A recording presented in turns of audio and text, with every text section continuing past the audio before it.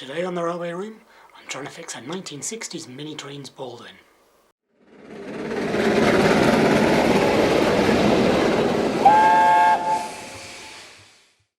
Hello friends, and welcome to the Railway Room. So today I'm going to be having a look at this, which is an original 1960s AHM Minitrains Baldwin. It's not to be confused with the modern revival of Minitrains, which use modern mechanisms but similar design of loco bodies, and they've expanded the range as well. They are much more reliable. This is an original version of the Minitrains. It was made in the 1960s. They were pretty good locos for their time, and they sold quite well, I think, possibly because there weren't a huge amount of 9mm narrow gauge ready to run locos on the market. But over the years, flaws and problems with the mechanism have presented themselves, so while there are quite a lot of these 1960s ones around, it's quite common to find ones that, like this, don't work. So I picked this one up pretty cheap as a non-runner a few years ago, in the hopes that I'd maybe be able to restore it going again, or if not I could strip out the innards and use it as a dummy loco, maybe as a banker or as a double header, without two different speeds of motor getting in the way and causing issues. I made a start looking at the motor, and then discovered that there was a problem with the gears that I wasn't sure how to fix, so I just put it on the back burner. I have recently made a discovery that the gear problem with this should be fixable. So I've bought the parts now, and I thought it'd be a good subject for a video, just in case I can get it going again, because this is a very common problem with these 1960s locos. So let's just take it apart, and I'll show you what I've already done with it, and then we'll get crack on with the gear problem. Okay, so these are fairly straightforward to take apart. You've got a screw on the top, and just so the screw comes out, and that will then release the body. And just make sure I don't lose the screw. So the first thing that I did was applied power directly to the motor, and I discovered that the motor was not running. So that basically told me that I needed to replace this motor with a more modern one. So I took the motor out and removed the worm, and I've picked up this modern coreless motor, which I've attached the worm onto that already. I can't remember where this motor came from. It might have been an eBay job, it might have been from Tram Fabrique, but we've got space for a flywheel on the back if I want to. So that will just slide in there. So the the worm on this engages with a gear down in the bottom, and then there's a lay shaft that runs across and powers both of these gears. So this is basically as far as I got before I realised that there was an issue with the gears as well. So we can see both of the wheels are moving totally independently of each other, and they should be locked together with the gearing inside there, so they should move completely together all the time. And the fact that they're not doing tells me that there's a problem with the gears. So we've got the screw in the bottom of the keeper plate there.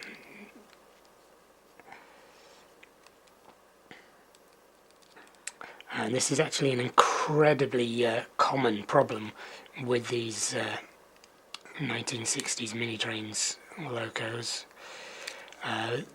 It's very famous also with white box Bachmann N-gauge locos. I've got 040s and 262 white box Bachmann locos have exactly the same problem as this, which is with a split gear. So I'll show you exactly what I mean by that. And we can just pop the keeper plate out. So you can see there, both of these are geared, and you might be able to see underneath there the lay shaft. But if we just pull the wheel sets out, and so you can see in there's the lay shaft with the in fact, let's just pull that out completely. So you can see in there in the bottom There's a lay shaft with the two worms. So here's the wheel sets, and you can see there's the gears in the middle. Now to see better what's going on, I'm just going to have to pop the wheels off the axles there.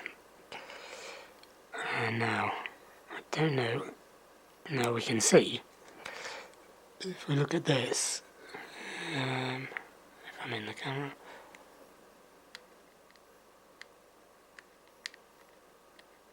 so I don't know how well you can see that, but the gear is moving completely free on the axle. It's just spinning on the axle. So that's means that the gear can turn, and it does absolutely nothing with the wheel. So that's fundamentally the problem. And if I just pull the axle off, I don't know if we can get quite close enough to see, but just on the top there you can see a little flat line, and that's because the gear has cracked right across there, and that's just opened it up enough that it's not holding on to the axle, and it's causing it to spin, and obviously it's making this gap here a little wider than it should be, so it's going to catch. So effectively this gear is rubbish. Now this was the point that I got to when I decided to put it onto the back burner, and I wasn't sure if I'd ever be able to fix this until I made the discovery that the gears from the Tenshodo motor bogie are actually of the same size. So it's these black plastic ones here. So it's an M0.3 gears. I've picked this one up from Nigel Lawton. You can get them from other places. Tramfabric does them, for example. And they're fairly easily gettable. So this should be a pretty much direct replacement onto the axle. So the issue that you're going to have is that the gears for a 2mm diameter shaft. Now these axles are 1.5mm. So I also picked up from Nigel Lawton these, if we can see it, 1.5mm, 2mm short shaft adapters. So these should, hopefully, slip straight onto these, into these black plastic gears, and then fit directly onto the axles and replace these broken ones, because both of them, if you have a look, have exactly the same issue. I'm not going to be able to use the brass worms from this because the worms fit a 1.5mm shaft. The lay shaft on this, if you take it apart, is actually 2mm. So to use those would have to involve completely replacing the lay shaft. It's a whole can of worms. However, there doesn't seem to be any issue with the worms on this.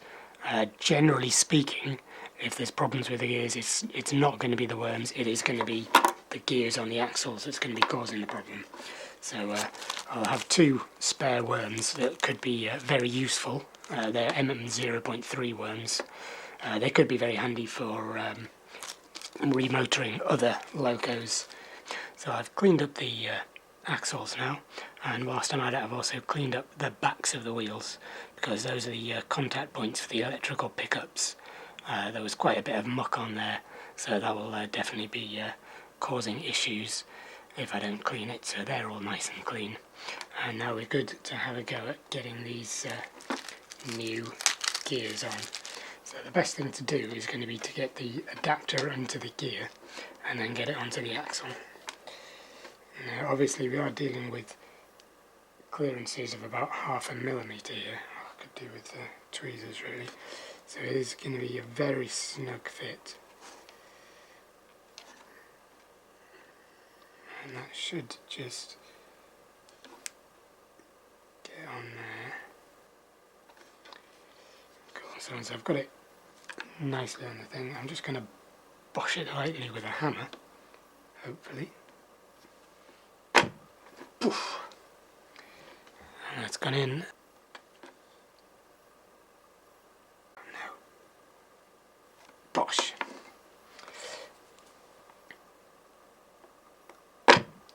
pressure with a hammer. Number 2 is in. So now, hopefully, it should be a matter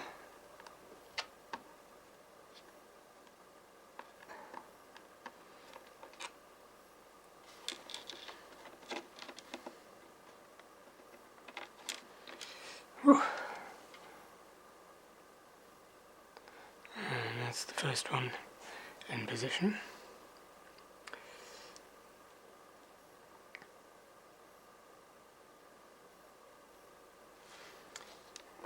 Interesting. And the second one.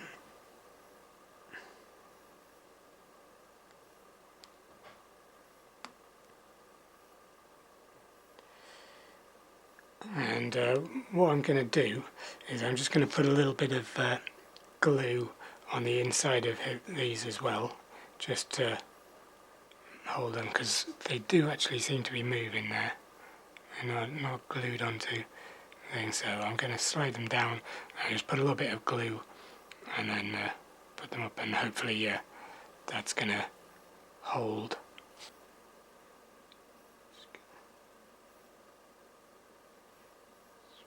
Put some glue.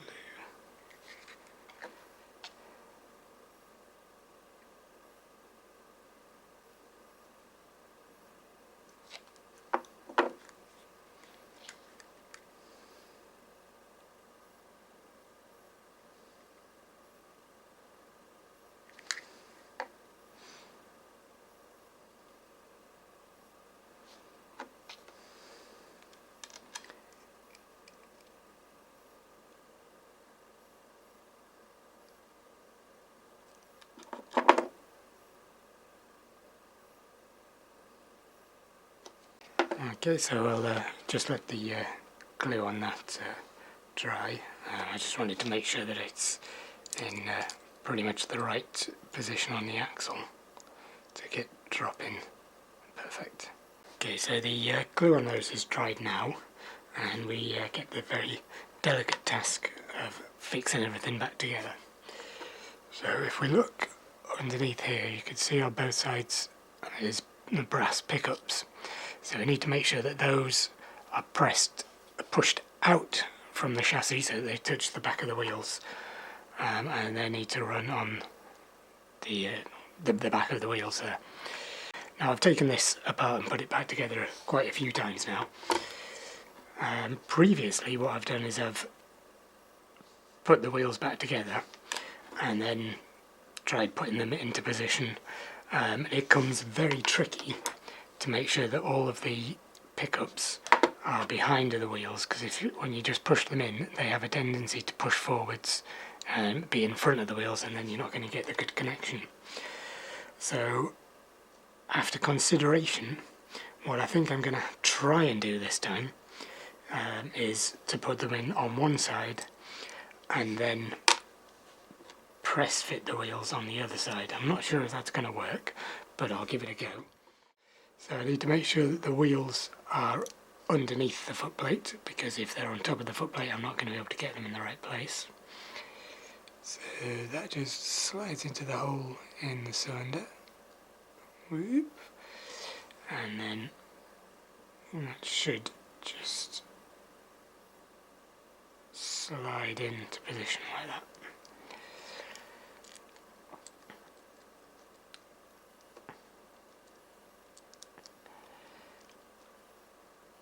And once that's on, I can then see about pushing these in. So now, as you can see here, just dropping it in, the pickup has gone in front of the wheel, so that's what I want to avoid. So I need to push that back and drop the wheel in. This is going to be a very delicate procedure because it's just popped back out again. Because as soon as the wheels drop,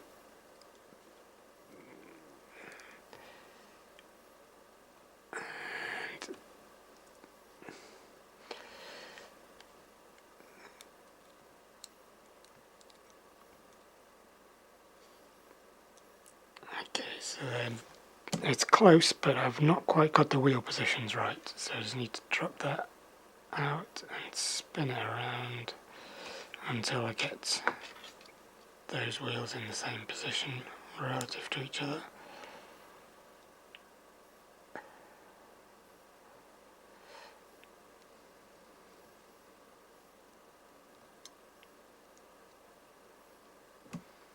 So needs to be about there.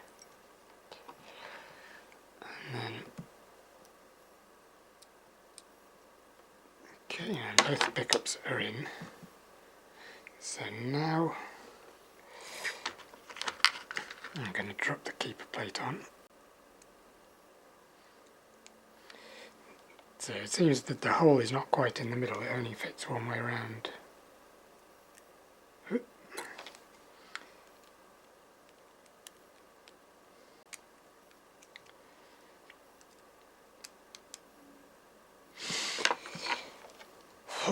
Right, so that's one set in.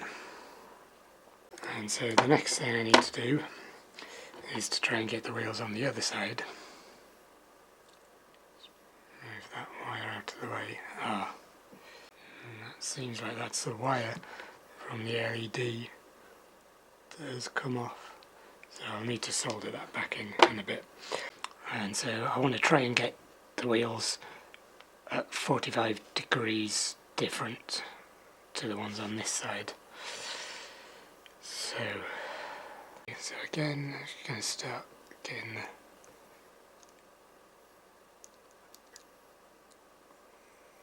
cylinder rods in position.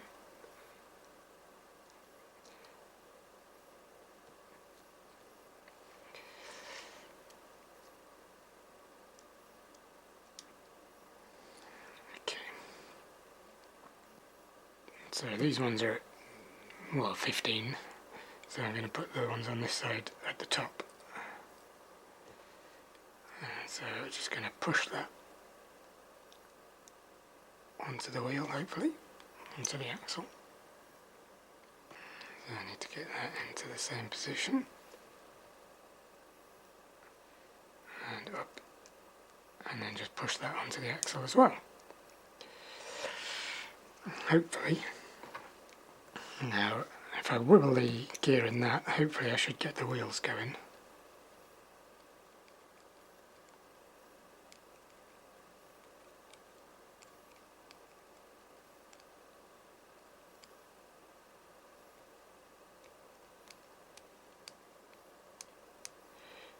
So it's very slowly, obviously, but we can just about see they are turning. So that's boding well. So then the next thing that I need to do is the wire from one side of the LED has come down, so I need to get just do a quick bit of soldering, solder that wire back to the LED, and then get my motor so I can use the pickups either at this end where the LED is wired to, or to these big brass ones here. So if we just ignore for a moment how bad my soldering skills are, I've got the motor there soldered in onto these and the LED. Now unfortunately turns out the LED that was originally in it, the connection had actually come out of the bulb rather than the wire off the connector, so I couldn't reuse that one. Thankfully I do have a 12 volt one in stock from Layouts for You, so I'm going to bend the wire into the position and use that instead. But before I go about setting the LED and the motor into their final positions, I just want to check the pickups and everything, and the connections and the motor are all working.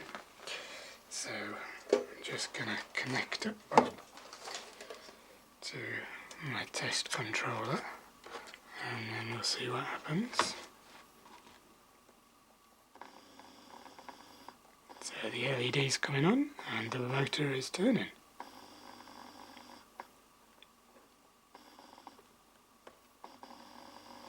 And it's working for each combination of wheels, so that is good. We are on the right track. So the next thing I need to do is to get the motor into position, so I just need to be very careful getting the wires around. I actually previously tried to get this motor in, and so I've got a bit of a base here that it's going to be glued to. So it's actually just a little bit of plastic card and then moulded to the shape of the motor.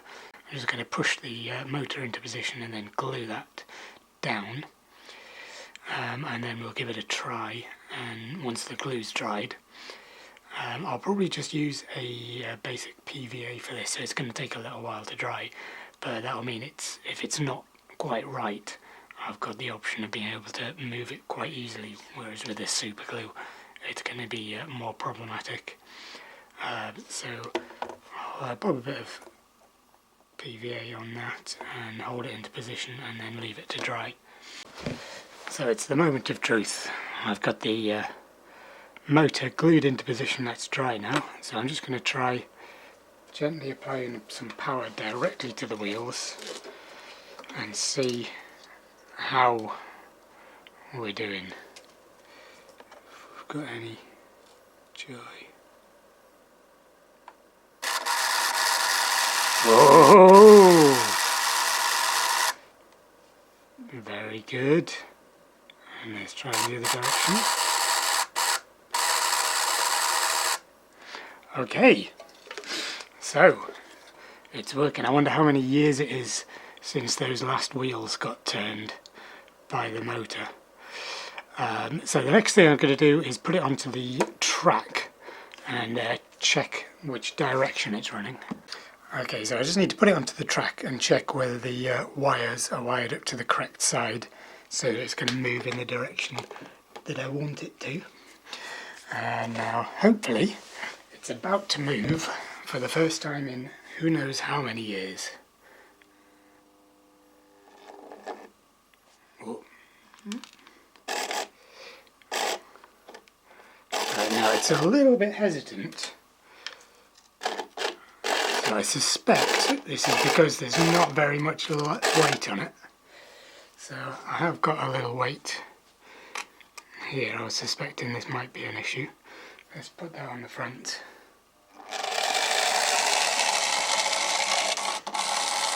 That's much better. In fact, there's probably a bit too much weight at the front now. It's struggling at the back. So the good news. So what I've found here is on the controller I've got it set to run that direction, but when I turn the power it goes the other way, and when I have the controller set to go that way it runs backwards. So what that means is that the motor is wired up to the wrong sides, so I'm going to have to swap those over. The good news is that when I have the controller set to go forwards, the LED is coming on. The loco is going the wrong way. The loco is going that way, but the light's coming on as if it's going the way it wants to. So the LED is wired up the correct way round. I just need to swap over the wires to the motor, and I did deliberately make the wires a little bit longer than I needed to, just in case I had to swap them over like this. So I've swapped the wires over to the other sides, and now let's just double check it before we go putting the body back on.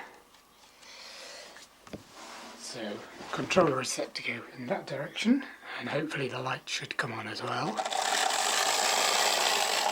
Very nice, and in the other direction.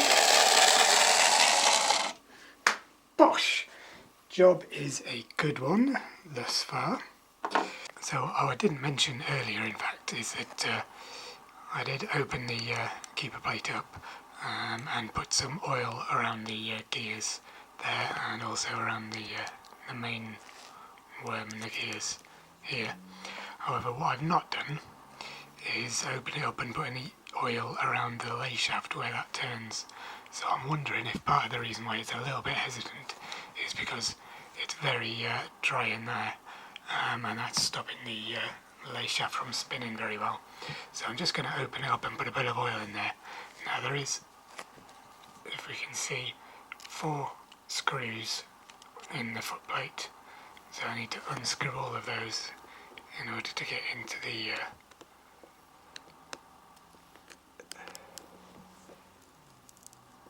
lay shaft. I need to make very sure I don't lose these.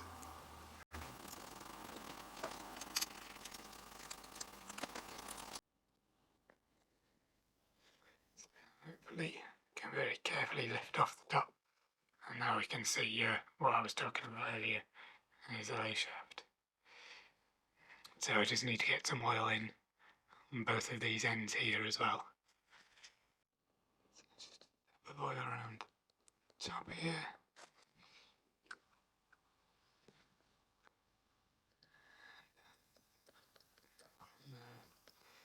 So I've already got some oil around the worms and the new gears that I put in from the underside. But now hopefully that's going to help everything just spin a little bit easier. And just carefully pop everything back together. And so I don't know how easily you can see it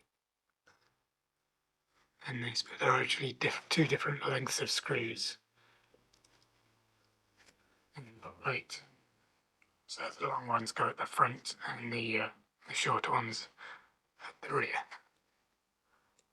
So just finishing doing the final one.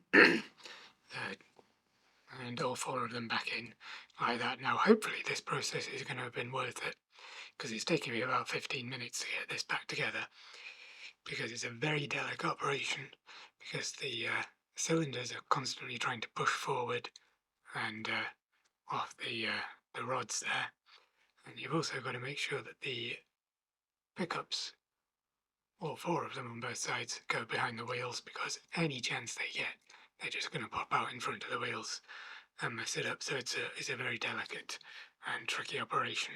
Now I had assumed that this random weight that I found in my spares box had come from an N-gauge loco, and it was just happened to be a nice size for testing purposes. But on a bit of research I realised this is actually the original weight from inside this loco. So what I've done is I've cut off the second shaft from the motor, so I can get that weight back in there, and then just rebent the wires on the new LED around. So we'll get that back together now, and we'll give it a quick test. Okay, so I've got it back together. Let's just put it on the track and see what we've got.